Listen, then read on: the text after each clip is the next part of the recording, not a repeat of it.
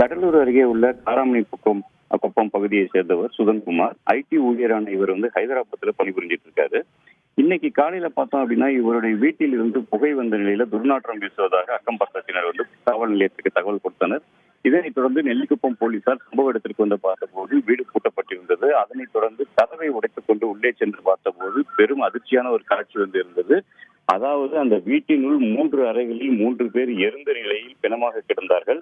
மேலும் வீடு முழுவதும் பார்த்தோம் அப்படின்னா ரத்த சிதறல்கள் இருந்ததை கொண்டு போலீசார் இந்த இடத்தில் கொலை நடந்திருப்பதை உறுதி செய்திருக்கிறார்கள். மேலும் பார்த்தோம் அப்படின்னா இவர்கள் எதற்காக கொலை செய்யப்பட்டார்கள் என்ற கோணத்தில் போலீசார் விசாரணை மேற்கொண்டுள்ளனர். அந்த சுதன்குமார், அவருடைய தாயார் கமலீஸ்வரி மற்றும் 10 வயது மகன் நிஷாந்தன் ஆகிய 3 பேர் தான் கொலை செய்யப்பட்டவர்கள் என்று போலீசார் உறுதி செய்திருக்கிறார்கள். இருந்தாலும் தொடர்ந்து அந்த பகுதியில் போலீசார் உடலை கைப்பற்றுவதற்கு முன்பாக தடய அறிவியல் துறைக்கு தகவல் தெரிவிச்சிருக்காங்க. தடய அறிவியல் துறையினர் அந்த